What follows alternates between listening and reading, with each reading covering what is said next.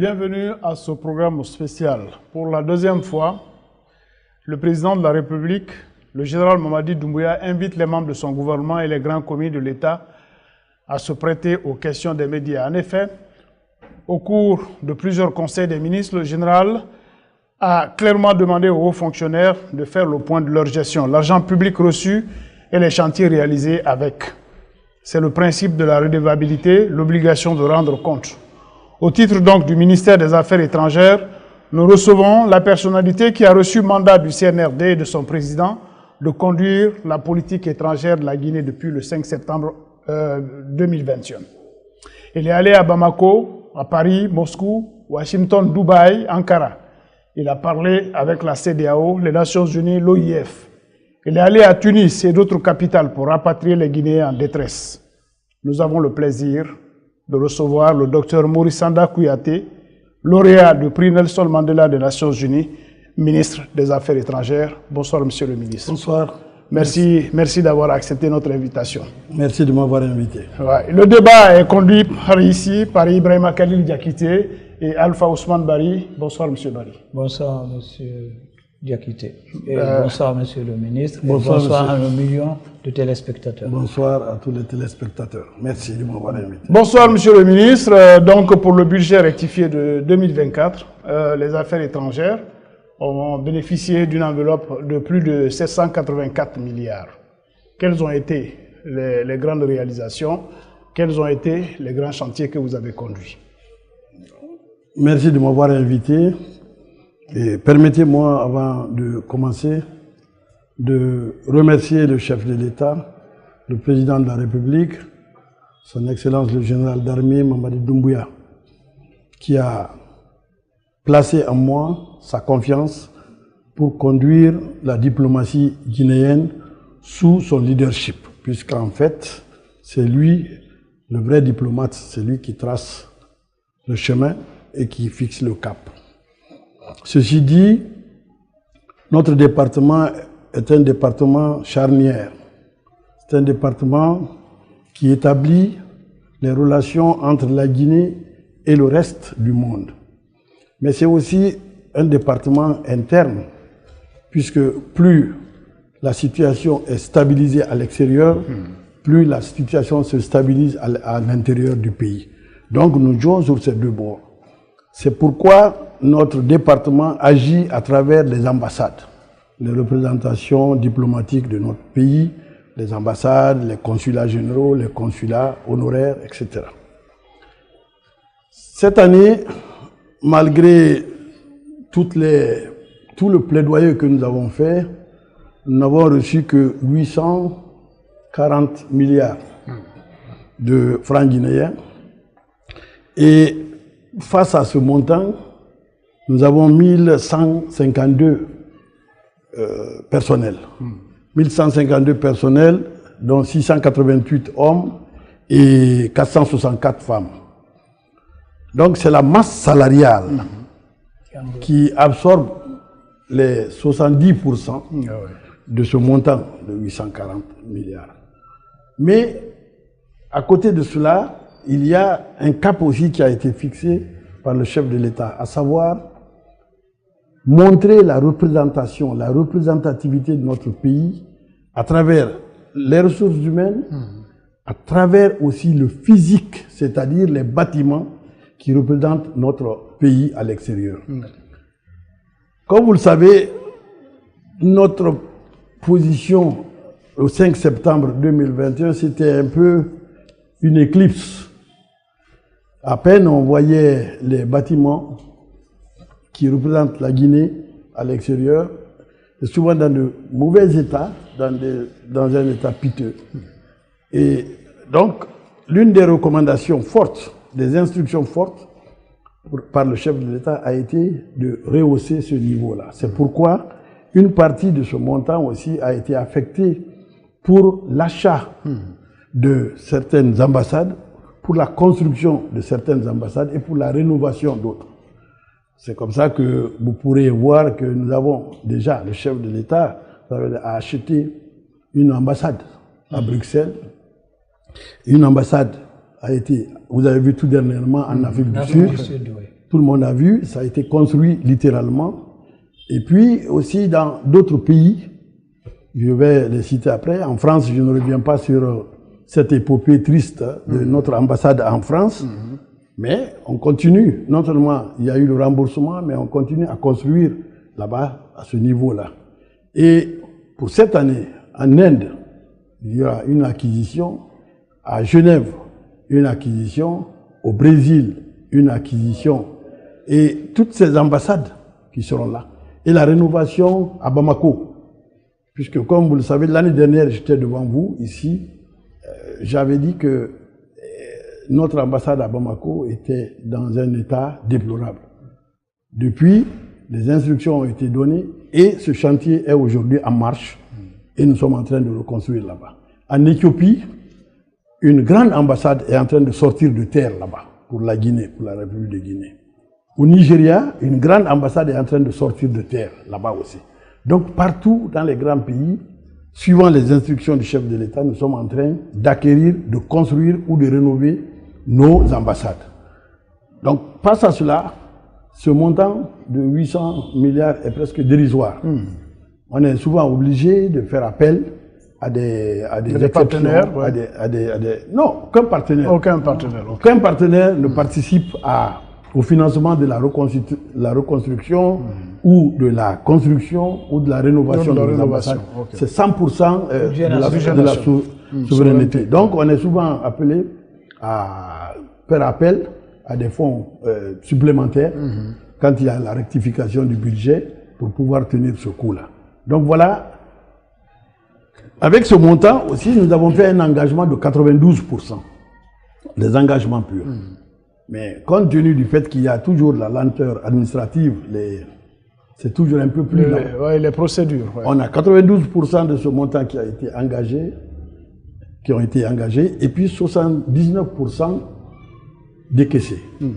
Ce qui fait que certains chantiers qui sont à l'arrêt aujourd'hui parce que simplement il faut encore continuer à payer ces fonds-là. Donc voilà globalement sur quoi nous travaillons. Le personnel, la rénovation, la reconstruction et l'achat d'ambassades. Monsieur le ministre, on aurait bien aimé parler par exemple de vos sorties sur les grandes tribunes, mais puisque vous-même ça vous tient à cœur, ça tient à cœur le président de la République, on vous a vu à l'aéroport avec des bébés dans les bras parfois. La toute première image qui a ému la terre entière, c'est quand nos compatriotes sont rentrés de Tunisie et vous êtes rentrés et vous vous êtes littéralement effondrés dans les bras du président. Ça veut dire que vous accordez une place importante à nos compatriotes qui sont à l'étranger. Quel effet vous fait le fait d'intervenir, d'intercéder pour ces compatriotes qui sont en difficulté? Vous savez, je pense que la mission que le président de la République a initiée en disant allez chercher nos compatriotes en détresse à l'extérieur et ramenez-les. Parce qu'avant la Tunisie, il y avait l'Ukraine. Le fait de dire je vous envoie, je vous demande d'aller chercher nos compatriotes, ça a été la confiance la plus grande pour moi. Et chaque fois que je parle de ça, j'ai la chair de poule. Vous êtes ému. Parce que vous ne pouvez pas imaginer quand vous descendez dans un pays où il y a la guerre, où vos compatriotes sont maltraités, vous les voyez avec leurs enfants, avec des baluchons, sous la neige, sous le froid. Ils n'ont pas où aller. Vous les retrouvez, des bras valides, souvent des enfants, et vous pensez que s'ils étaient en Guinée, ils seraient sous leur toit, en train de marcher à Conakry, ou bien Kankan, ou Zérékoré, ou Labé, ou Bouquet. Alors, en voyant cela, quand je suis parti, quand le chef de l'État m'a envoyé, d'abord, vous vous souvenez, à ce moment-là, les détracteurs qui parlaient d'un avion, l'avion que le chef de l'État avait acheté, on disait non, cet avion, c'est du n'importe quoi, passez-moi l'expression. Au lieu de voir les Guinéens, on a plutôt vu un avion. Et tout ça. Mais c'est avec cet avion que je suis allé chercher nos compatriotes. Et quand je les ai vus, je ne pouvais pas retenir mes larmes. On est revenu ici, je ne savais pas que le président allait venir à l'aéroport. Je ne m'y attendais pas. Pour moi, dès que j'allais descendre, je continuais pour aller lui rendre compte. C'est à l'arrivée qu'on m'a dit dans l'avion, ah, le président est là. Alors là, quand je suis descendu, je l'ai vu. Et connaissant aussi ses sentiments, c'est un homme il est très sensible humainement. Donc on s'est retrouvés, on s'est mis les bras, on s'est pris. Et nous avons tous frémi. Et on était heureux de faire venir. Depuis ça, c'est devenu une tradition. Aujourd'hui, on a fait venir 6000 Guinéens. Vous les voyez souvent sur les réseaux sociaux, TikTok, Facebook, télé, etc. Ah, Général Doumbouya, venez nous chercher dans le désert. On est obligé d'aller les chercher. Et je voudrais profiter de l'occasion pour remercier notre partenaire dans ce cadre-là aussi, l'OIM, qui travaille bien avec nous, de concert et qui appuie la Guinée. Donc, on va les chercher. Aujourd'hui, on a 6000 Guinéens qui sont là. Mais il y a, dans ces rapatriements-là, il y a un défi. Parce qu'il y a beaucoup de personnes qui marchent avec le passeport guinéen. C'est ce qu'on est en train de changer. Ils ne sont pas guinéens. Il y a beaucoup qui, quand ils sentent que la Guinée vient chercher ses compatriotes, ses citoyens, qui se disent, moi aussi je suis guinéen.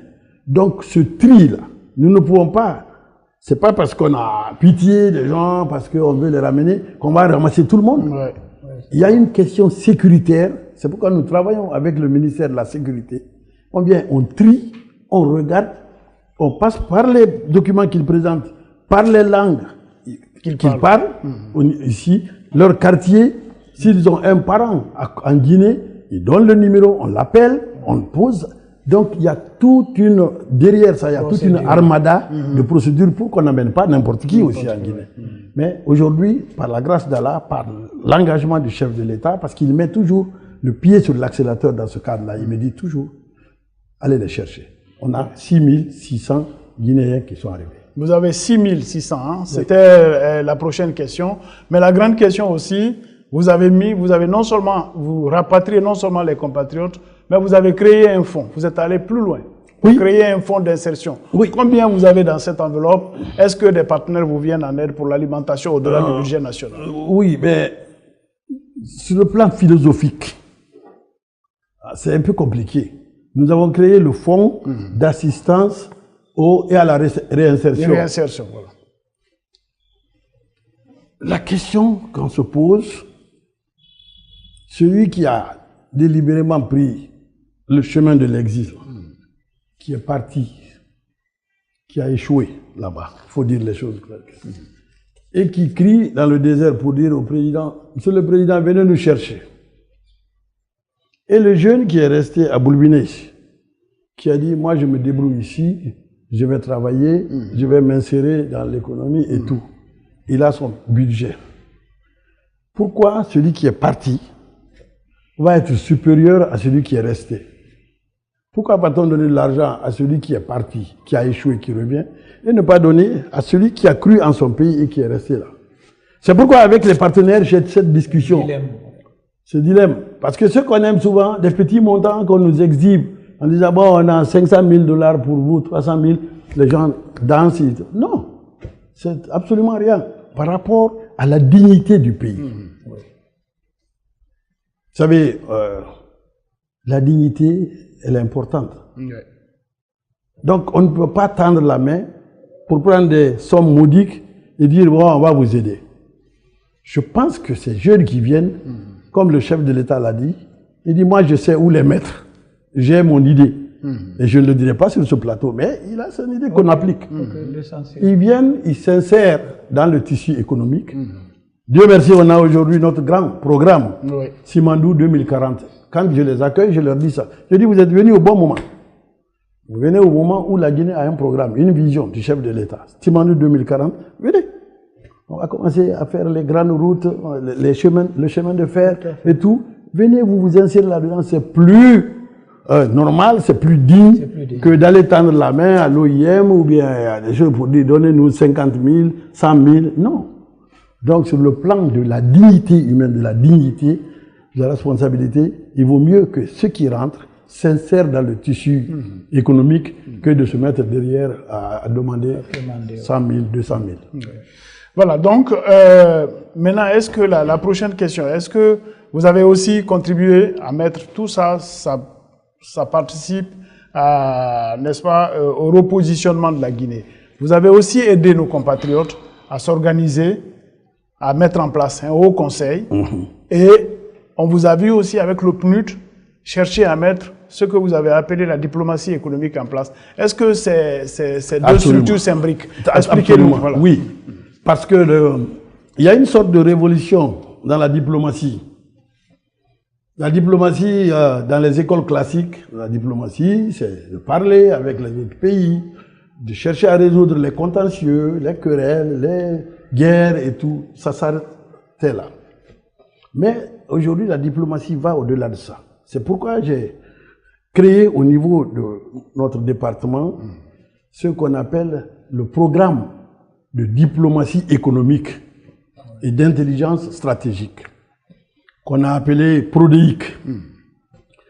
Et c'est avec le PNUD qu'on a mis ça en œuvre pour que la Guinée fasse son offensive diplomatique en allant chercher ce dont elle a besoin à l'extérieur et en vendant ce qu'elle peut vendre au reste du monde. Mais pour faire cela, il faut qu'il y ait la formation. C'est pourquoi aujourd'hui, on a 118 staff de chez nous, personnels qui ont été formés tous azimuts dans les écoles chinoises, marocaines et tout, pour qu'ils puissent répondre à cette demande de la diplomatie économique. Alors ça, c'est une grande avancée. Maintenant, les Guinéens établis à l'étranger, c'est vraiment le cœur de la diplomatie guinéenne. Ce sont eux, avec l'ambassade, ce sont eux qui, d'abord économiquement, envoient de l'argent ici, beaucoup. Voilà. Les Western Union, les MoneyGram, tout ça. 200, 300 $, 1000 $. Si on met tout ça ensemble, c'est plus important par an ce que nos compatriotes envoient que l'aide de la Banque mondiale, le Fonds monétaire qui nous donne des sommes modiques. Donc, le fait d'intéresser nos compatriotes à la vie de la nation, de participer à cela. C'est pourquoi nous avons, au niveau de notre département, créé quelque chose de très intéressant. D'abord, quand vous êtes à l'extérieur, vous avez besoin, vous vous dites, je vais revenir dans 6 mois, dans 6 ans, dans 10 ans, il faut que je rentre dans ma maison. Mais vous connaissez l'expérience. Vous envoyez de l'argent à votre cousin pendant 3 ans, 4 ans, et puis le jour où vous venez, il n'y a pas de maison. Il n'y a pas d'argent, il n'y a pas de maison. Il n'y a rien. Donc nous avons signé un accord avec un investisseur ici, un promoteur. Nous avons signé avec lui. Ce promoteur aussi a signé avec l'État et il y a des parcelles à vendre, mais uniquement pour la diaspora. Mais pour acheter aussi, c'est difficile. Comment ils peuvent envoyer l'argent? Nous avons donc signé un autre protocole d'accord avec une banque de la place, Ecobank, pour ne pas la désigner.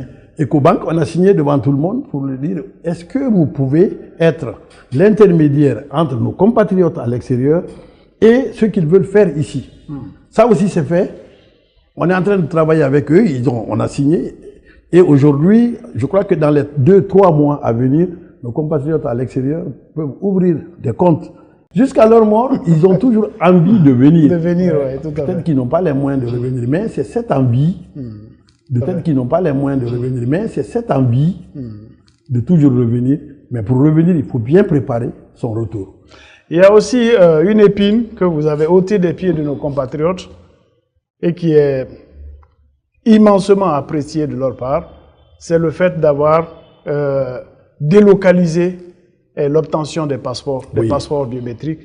Alors aujourd'hui, quelles sont les capitales qui ont été couvertes? Est-ce que ça vous coûte autant d'argent?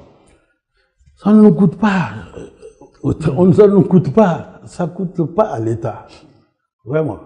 Et quand le président est arrivé aux responsabilités, des questions simples qu'il a fait poser nous ont permis de réagir tout de suite.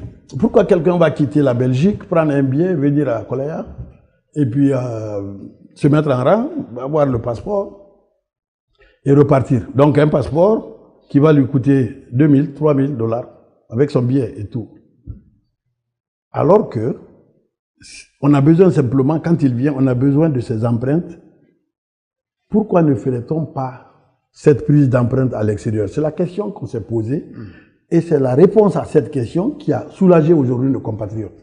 Je l'ai dit l'autre jour à la télévision, et aujourd'hui on a 41 pays où il y a des machines pour faire les relevés biométriques qu'on envoie au ministère de la Sécurité. Le ministère de la Sécurité confectionne les passeports, nous les remet et nous les renvoyons, nous les envoyons à nos compatriotes. C'est le lieu aussi la fois dernière, j'étais sur le plateau de la RTG.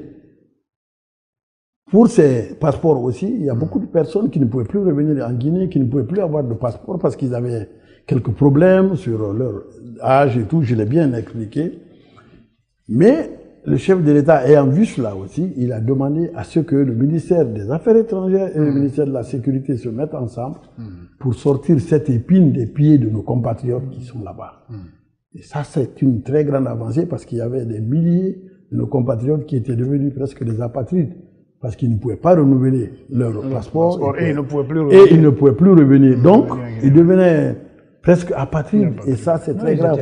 Mais le président, là, il a donné une solution, il a trouvé une solution à cela et il nous a demandé de nous mettre à l'œuvre pour essayer de trier, voir au cas par cas comment on peut résoudre cela avec le ministre de la Sécurité. Merci beaucoup, Monsieur le ministre, pour cette première partie. Merci. Il y a une deuxième partie qui va arriver tout à l'heure. Ce sera le face-à-face.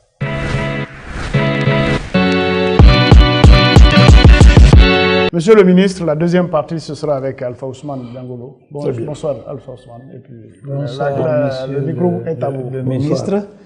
Bon, juste un petit résumé. J'avais des questions auxquelles vous avez déjà répondu. Je voulais dire juste, depuis l'avènement de la transition, vous êtes à cheval entre la diplomatie politique et la diplomatie économique.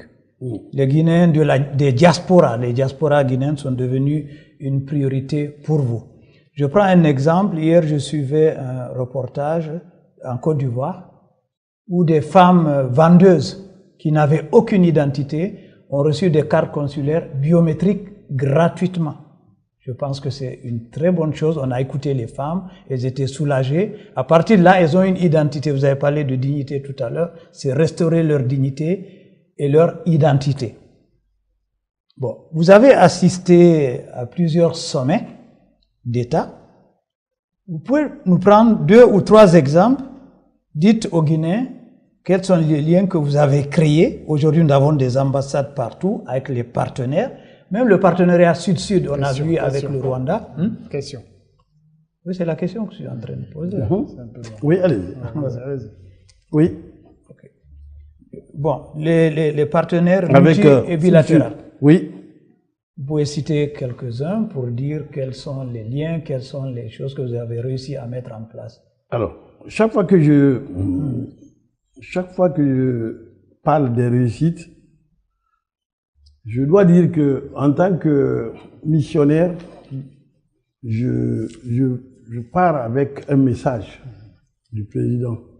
Même nos ambassadeurs qui sont là-bas. Vous avez vu les présentations des lettres de créance. Les ambassadeurs, c'est entre les chefs d'État, entre les chefs d'État et les rois, en tout cas les premiers responsables des pays.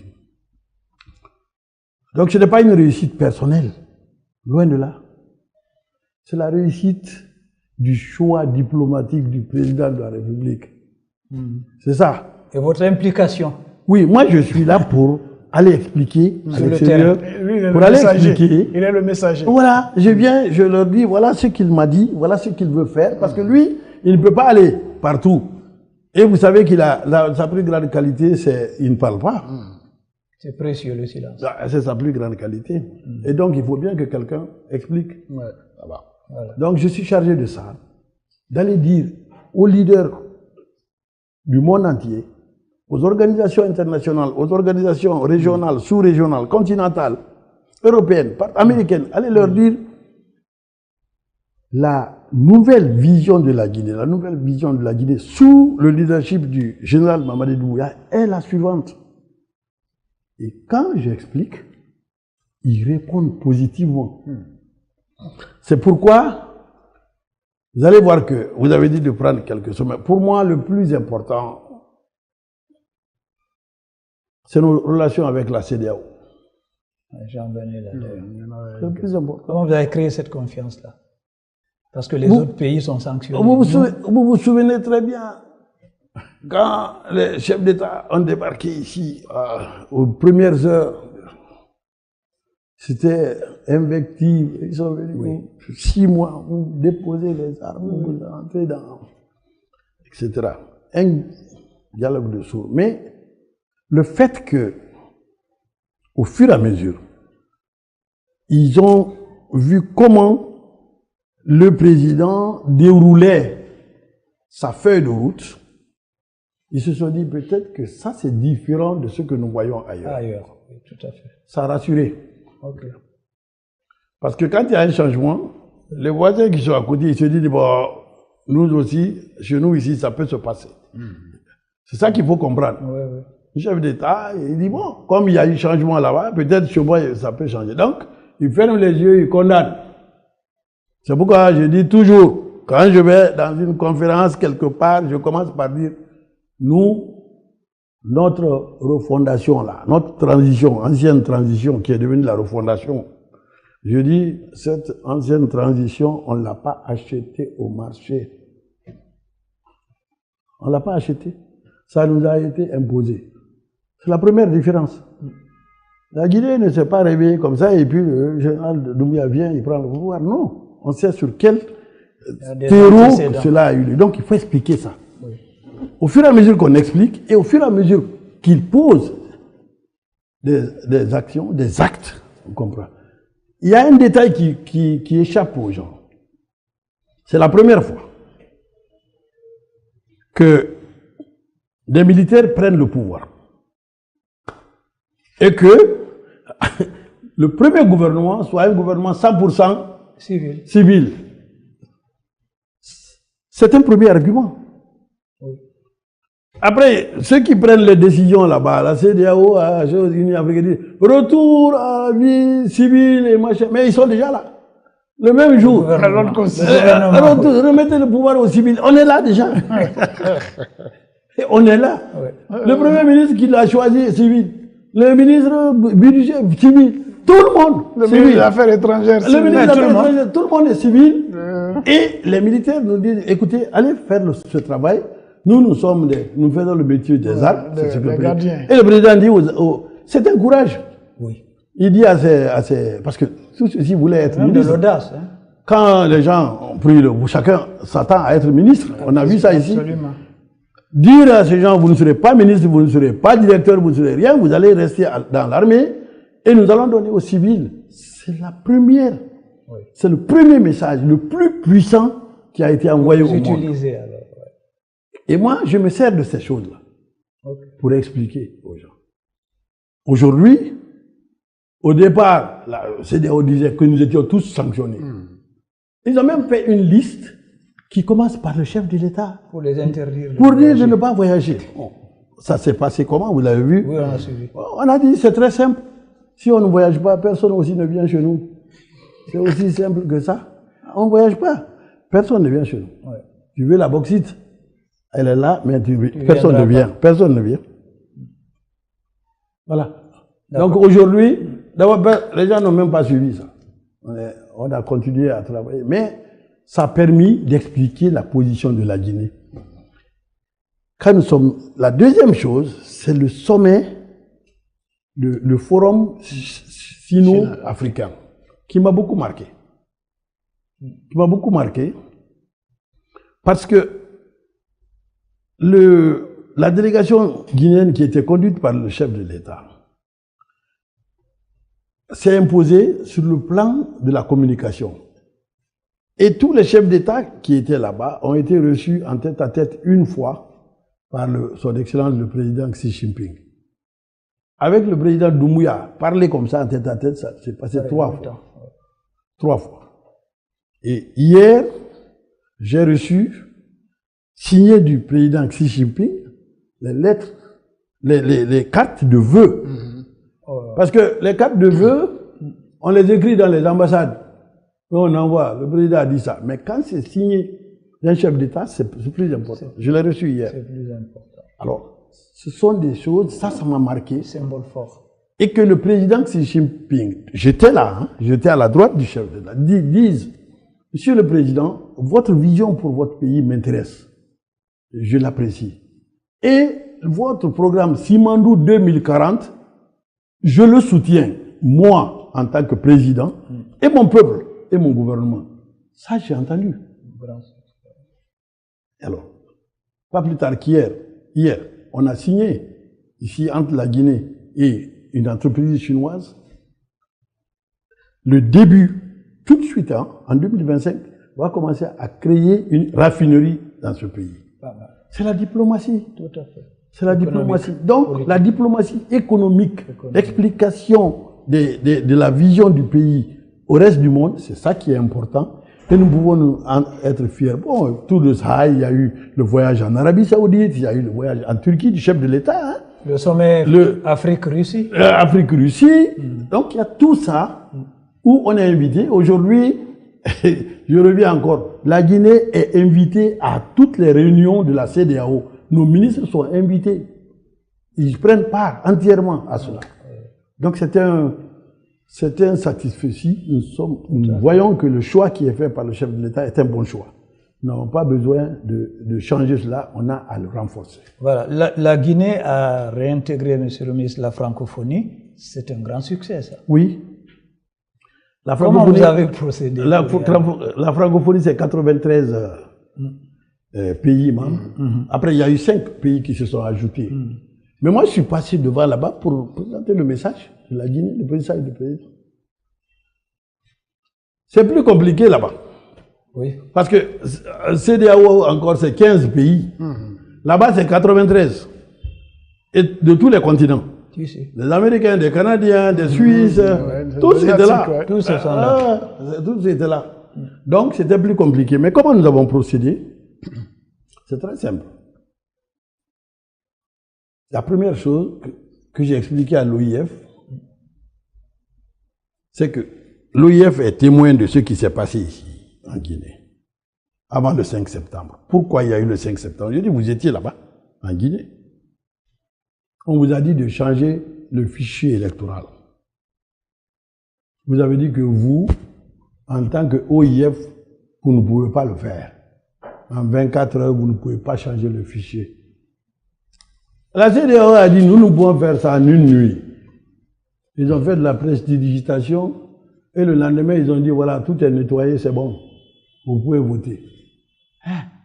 Donc le 5 septembre est venu de là-bas. Donc vous, OIF, vous savez très bien que ce qui s'est passé là, que c'était pas bon. Et c'est la cause. Donc n'accusez pas. Le fait de prendre nos responsabilités, ne nous accusez pas. Vous savez très bien de quoi il s'agit. Mais l'OIF aussi a scruté la Guinée. Ils sont venus ici. Ils sont dans les ambassades, ils sont dans les ministères, surtout le MATD, ministère de l'administration. Ils sont là-bas. Aux affaires étrangères, ils viennent souvent. Ils ont scruté tous les décrets qu'on prend ici, les projets, tout ce qu'on fait. Ils ont regardé, ils ont dit ça, vraiment, ça n'a rien à voir avec ce qui se passait avant. Donc, dire ça, et dire à l'OIF, bon, maintenant, vous savez ce que la Guinée fait, vous savez ce que le reste du monde fait. C'est à vous de savoir si la Guinée est sur le bon chemin. Montrez aux gens que nous sommes sur le bon chemin, que vous êtes satisfaits de nous, réintégrez-nous. Et ils ont fait. Sinon, vous allez nous faire du tort. Voilà. Là-bas, j'ai avancé un proverbe de la Guinée qui a fait sursauter tout le monde. J'ai dit, mais celui qui va au champ, il a un sac de riz. Celui qui reste à la maison, il a un sac de riz. Je reste à la maison, je me couche. J'ai dit, bon, non, ceux qui vous insultent, ceux qui font des choses sur vous, et vous leur donnez un sac. Nous, vous nous donnez un sac. On préfère faire la même chose. Ça les a sensibilisés. Et puis je dis, les portes sont ouvertes. Personne ne vous a chassé là-bas. Et quelle est la suite du dialogue avec la CEDEAO pour rebondir un peu sur la question de Alpha Ousmane? La CEDEAO, c'est bon. Maintenant, ça va. C'est au beau fixe. La CEDEAO, c'est... Il y a quelque chose de très important. Vous êtes dans une famille, vous venez avec vos frères, vous créez une concession. Chacun prend une case, avec sa femme, vous restez dedans. Vous vivez en harmonie. Oui. Et puis il y a une petite querelle, vous dites, bon, moi je sors de la concession, je m'en vais. La concession que vous avez construite, vous voulez sortir là-bas, laissez aux autres, parce que simplement il y a querelle. Non, nous n'abandonnons pas. On a créé la concession ensemble. On restera là-dedans ensemble. Personne ne peut nous chasser de la CEDEAO. Personne. C'est d'abord ça. Hein? Ça, c'est un. Deuxièmement, si la concession ne marche pas bien, on trouve la solution ensemble. Nous trouvons la solution ensemble. Le dialogue. Oui. Voilà. Parce que, comme le président le dit, le président Doumbouya le dit, si vous devez vous divorcer chaque fois que vous avez une dispute avec votre épouse, vous allez vous marier à 100 femmes. Oui. C'est ce que le président dit souvent. Donc, au doute d'au moins 100 fois. 100 fois. Donc, c'est ce que nous faisons avec nos partenaires. C'est terre à terre, c'est simple. Ils nous jugent par ce que nous faisons. Mais tout cela, il y a une chose qui n'est pas négociable. La dignité de la Guinée, des Guinéens. Ça, ce n'est pas négociable. On peut discuter, on peut faire tout autour de la dignité, parce que nous respectons la dignité des autres, nous tenons à notre dignité, à notre indépendance, à notre liberté. Voilà. Pas de laxisme. Mais on peut l'expliquer. On peut l'expliquer sans se boxer. Oui. Monsieur le ministre, nous arrivons aussi au terme de la deuxième partie de cette émission. Il y a une troisième partie. Les compatriotes, ils rêvent de ça. Il y a des ministres qui n'ont jamais vu, mais à qui, pour une première fois, ils peuvent adresser la parole. Donc, il y a ce qu'on appelle le Vox Pop. Ce sont des compatriotes qui vont vous poser quelques questions.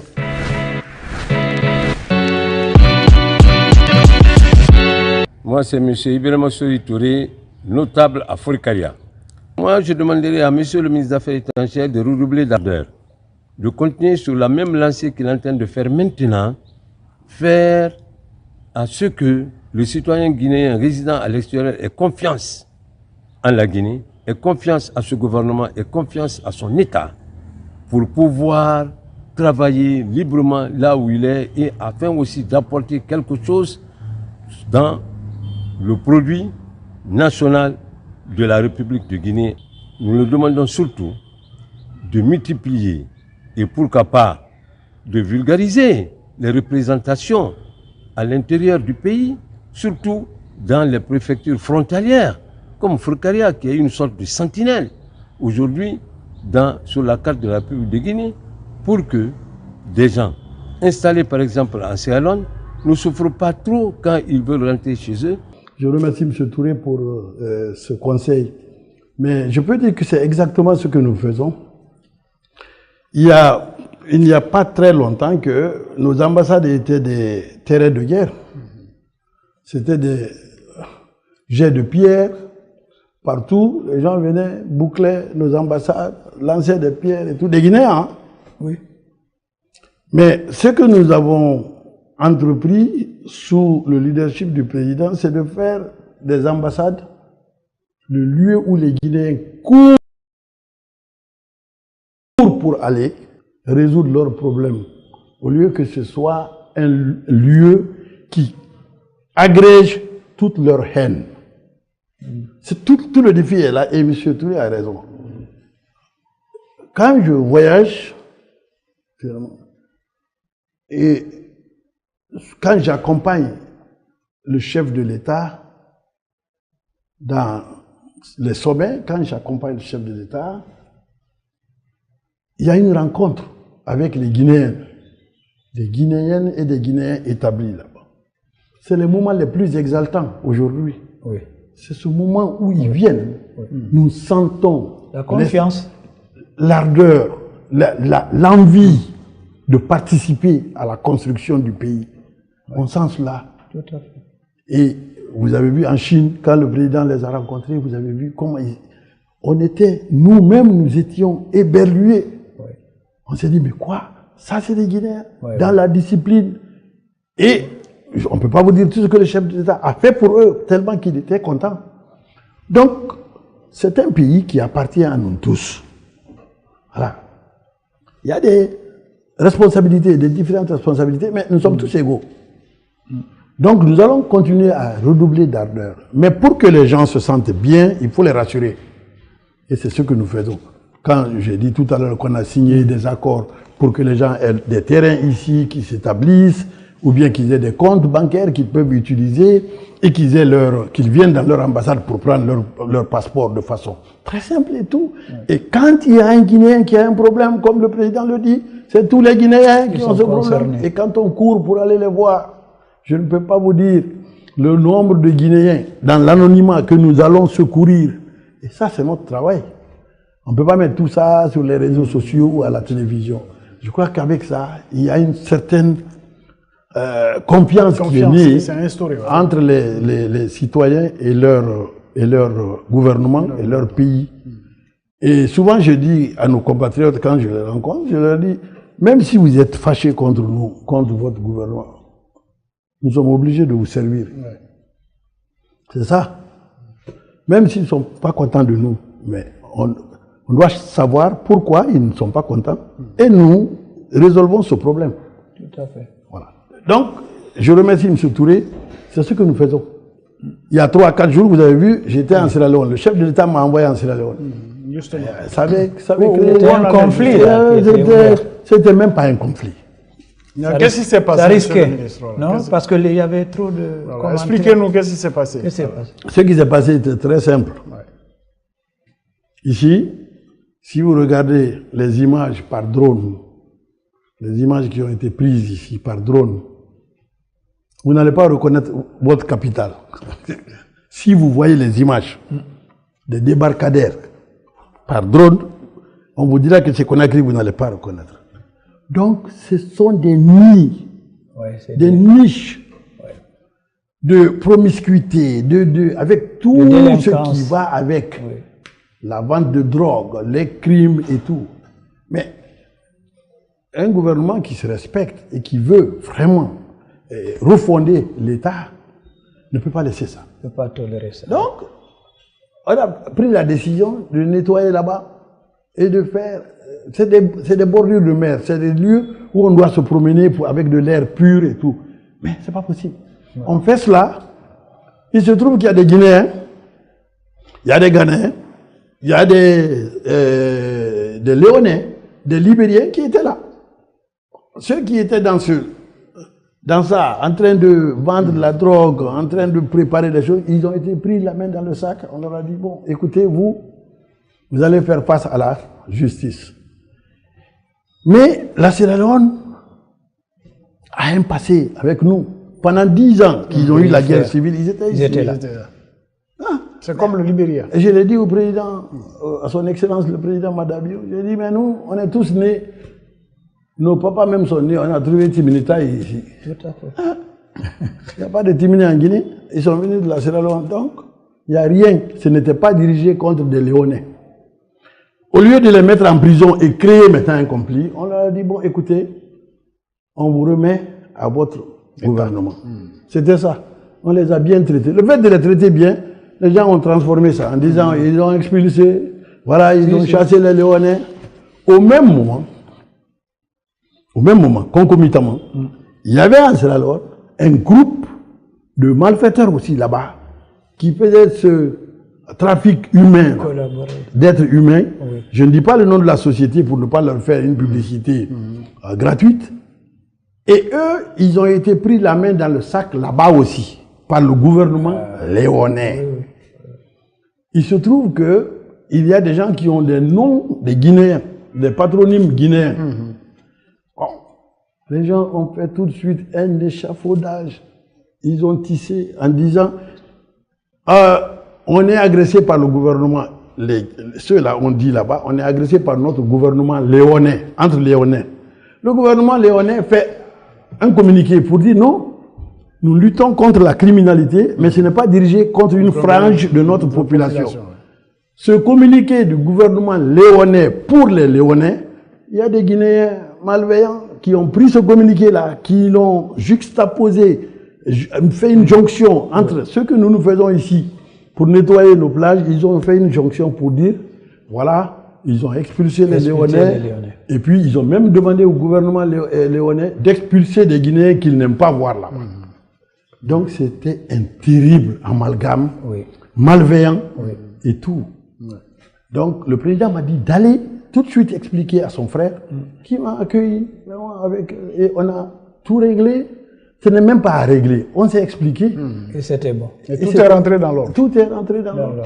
C'est tout. Je m'appelle Fofana Mohamed Lamine, le président du conseil préfectoral des jeunes de Forikaria, le représentant du conseil national des jeunes de Guinée. J'ai des attentes. Nous suggérons une franche collaboration avec les autres pays pour renforcer ou pour booster la compétence en partenariat avec les autres ministères ou le conseil national des jeunes. Notamment la formation et la construction des universités, des écoles professionnelles, des centres d'insertion et de réinsertion, des centres de loisirs, des terrains de sport. Cela permettra de réduire la migration clandestine et cela permettra aux jeunes de faire face aux défis du développement. On est sur ce chemin-là. Refonder l'État, faire tout ce qu'il faut pour empêcher, pour attirer les Guinéens qui sont à l'extérieur, pour qu'ils viennent chez eux, et pour dissuader, même pas dissuader, pour faire en sorte que ceux qui sont à l'intérieur se disent mais pourquoi je vais aller là-bas alors que j'ai tout ici. Ils soient rassurés. C'est pourquoi le programme Simandou 2040 doit être soutenu par la population guinéenne. Parce que c'est ça qui fait que la Guinée va se servir de son sous-sol pour se développer. Pour se développer. Voilà. Et retenir tous les Guinéens ici. C'est tout. On ne va pas chercher le bonheur en Chine, ou bien aux États-Unis, ou bien en Inde. Non. Le bonheur est sous la terre. On fait sortir ça, on met à notre disposition. Et les autres viennent chercher. C'est ça qui s'appelle Simandou 2040. Et ce Simandou 2040 là, ce n'est pas un slogan. Hein. Ça a déjà commencé. Si, ça commence.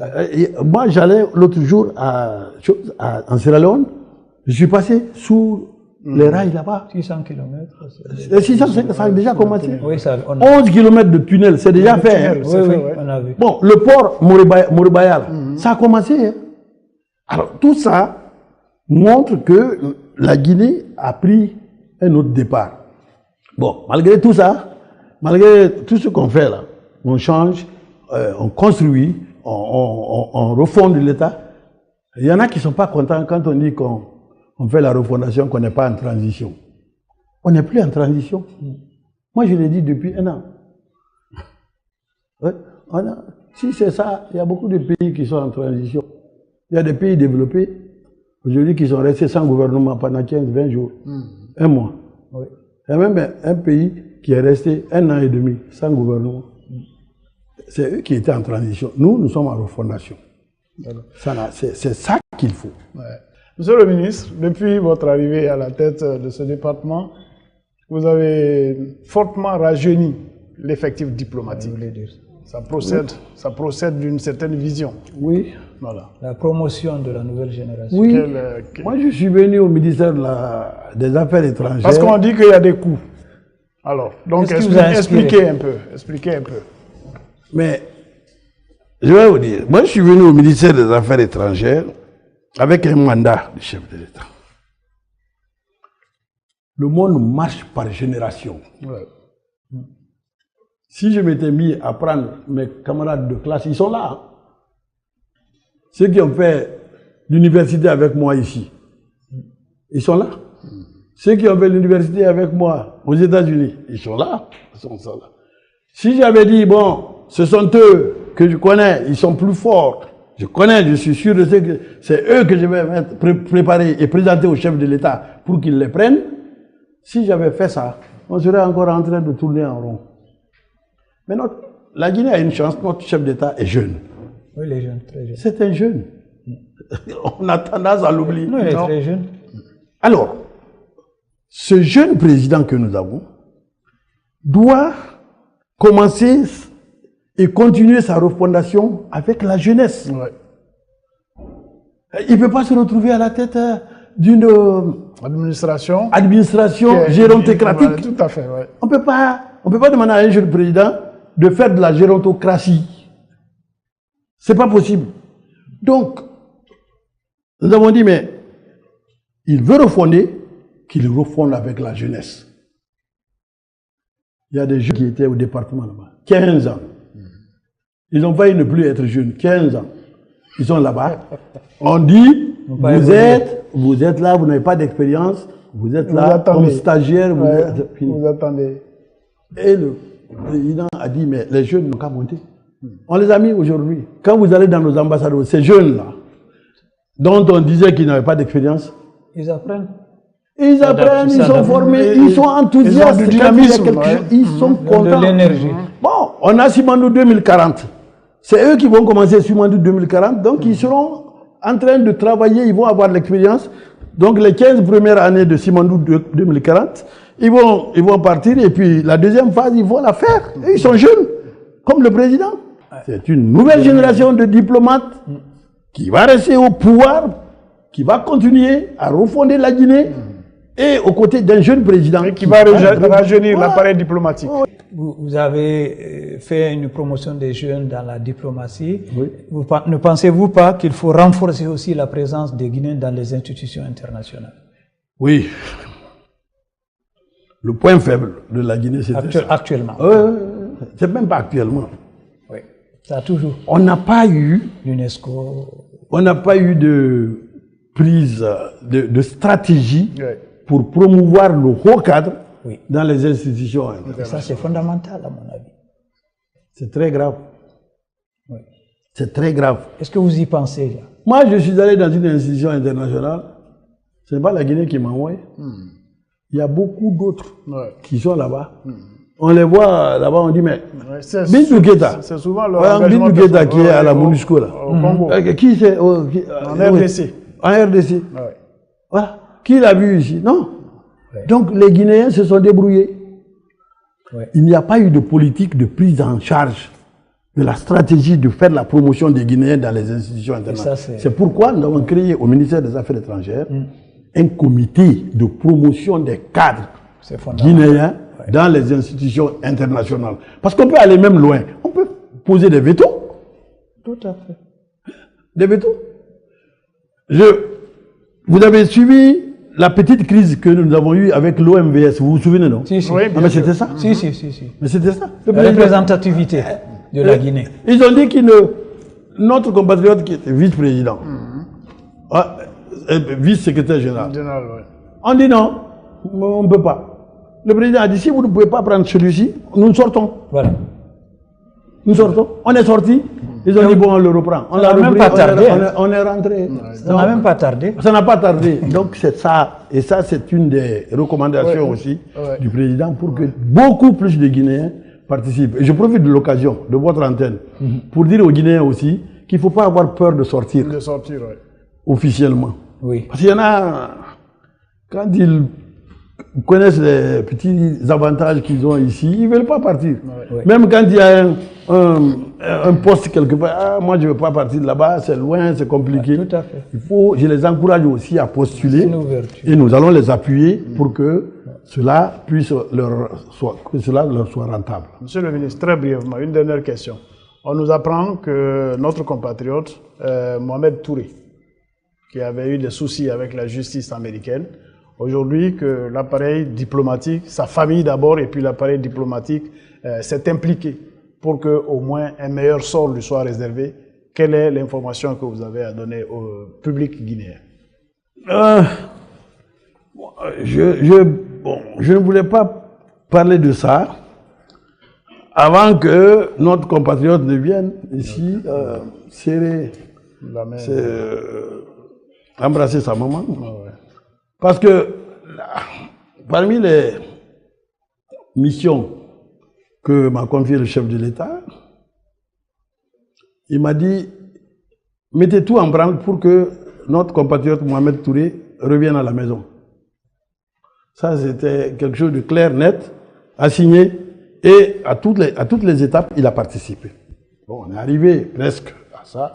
Le jour où il sera ici, on va le montrer Et je voulais faire une confidence quand même. Je suis obligé de dire ça.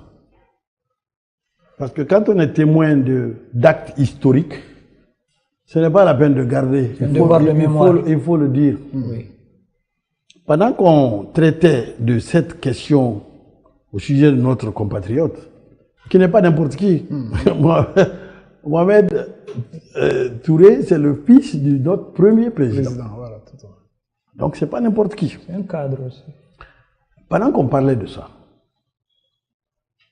savez-vous que le chef de l'État, le général Mamadi Doumbouya, il a fait imprimer tous les tomes du président Ahmed Sékou Touré, tous les tomes. Avec le Ramadan. Il les a mis dans des coffrets, des grands coffrets, et il les a déposés à la présidence. Et il a vendu ça au cadre. Il appelle un cadre, c'est lui-même, il dit, prends, tu payes. Tu payes, il met sur la table. On s'est demandé, mais qu'est-ce qu'il fait avec cet argent? C'est lui-même. À un moment donné, il a dit, personne ne rentre au conseil de ministre s'il n'a pas payé ça. Je ne vais pas vous dire le montant. Mais c'était consistant. Nous, les ministres, d'abord, on était obligés de payer. On a acheté. Il a pris tout cet argent. Pas un franc de moins. Il a rassemblé et il est allé donner. À la famille. À la famille. Pas à la famille, à la veuve du président Ahmed Sékou Touré. Ok. Et cette dame aussi n'a pas dépensé n'importe comment. Elle est en train, avec cet argent, de construire une bibliothèque là-bas, là où il y avait son mari. Donc, ça, ce sont des actes historiques qui ne... C'est faire parler le cœur patriotique. Tout à fait. Alors, nous, à côté de ça, ce que nous faisons, c'est presque minime. Oui, tout à fait. Donc, le jour, le 20, il a été libéré. S'il est libre. Maintenant, il y a des procédures. Pour qu'il... On ne voulait pas en parler, mais comme vous posez la question, je ne veux pas éluder non plus. Ouais. Parce qu'il y a beaucoup de magiciens aussi, qui ont dit, ils appellent, bon, moi j'ai vu les Américains, ils m'ont dit personne. C'est la diplomatie guinéenne, dirigée par le chef de l'État, le général Doumbouya, qui a joué le rôle jusqu'à ce que notre compatriote sorte. Quand il va venir, il va parler. Monsieur le ministre, c'est sur ces mots d'espoir que cette émission va se conclure. Juste un petit mot pour dire au revoir. Les grands pays renouvellent leur ambassade. Ça veut dire qu'ils renouvellent la confiance à la Guinée, ils renouvellent la confiance au chef de l'État. Alors profitons de l'occasion. La confiance de l'extérieur, le programme Simandou 2040, mettons ça ensemble pour donner enfin le bonheur à la Guinée et aux Guinéens. Merci. Merci beaucoup, monsieur le ministre. C'est sur ces mots que nous allons mettre fin à cette émission. Merci beaucoup. Ce numéro de On fait le point. On fait le point a été gratifié de recevoir aujourd'hui le ministre des Affaires étrangères, le docteur Maurice Anda Kouyaté. Merci, monsieur le ministre.